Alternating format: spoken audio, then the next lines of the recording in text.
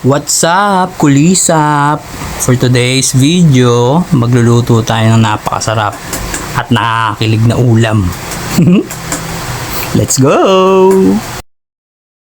Gagamit pa rin tayo ng sibuyas, bawang, tsaka bell pepper. Uy, ano kaya itong lulutuin natin na to? O, meron din tayong chicken breasts. Tapos carrots and potatoes. Magpalambot muna tayo ng kawali, saka lagyan natin ng mantika. Halu-haluin na natin yung mantika para mabilis uminit.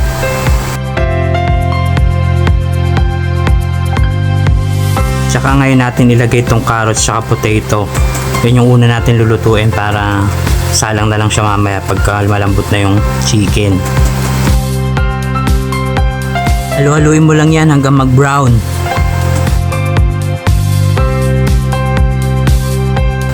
Halo pa, yan.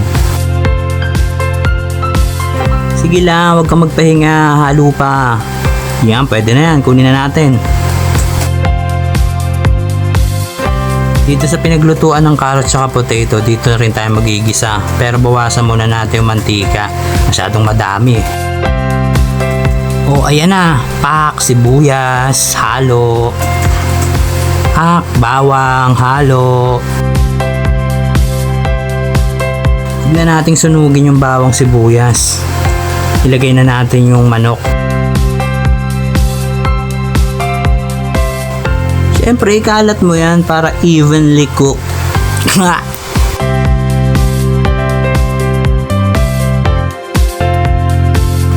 Tapos takpan na natin para kumulo agad.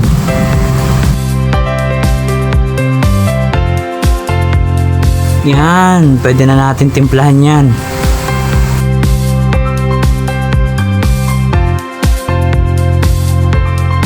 Lagyan na natin ng paminta to. Yan. Tapos toyo. Lagyan natin isang sandok ng toyo. Dalawa na pala. Isa pa para masaya. Tsaka na natin takpan. Huwag mo munang haluin para maluto agad yung toyo. Di ba? Saka ngayon natin yan hahaluin.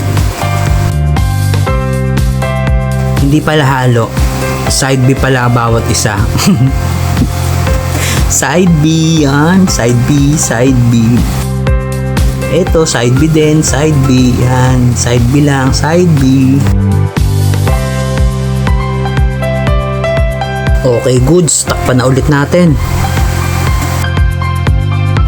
May nabili pala akong saging sa palengke. Mukhang masarap to ipares dito sa ulam eh. O yan, kumulo na. Lagyan na natin itong tomato sauce. Tsaka natin takpan. Ayan, sinabay ko na rin sa pagluluto itong saging. Prito lang yan para mabilis. Yan, kumulo na. So, ibig sabihin, luto na yung tomato sauce na yan. Saka natin haluin.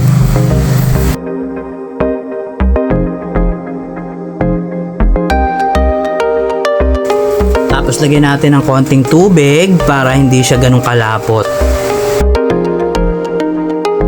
Tapos pakuluin pa natin ng isang beses to. Yan, pwede na natin itong timplahan. Lagyan natin ng cubes. Tapos asin, tsaka asukal.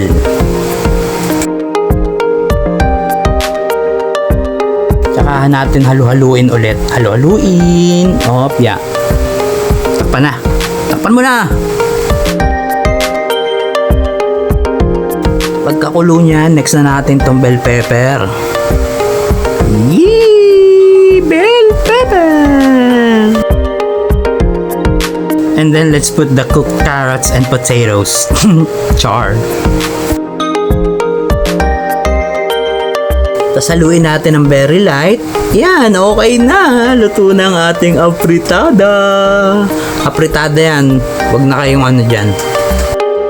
Maraming salamat sa panonood. Susunod ulit. Follow, like, share.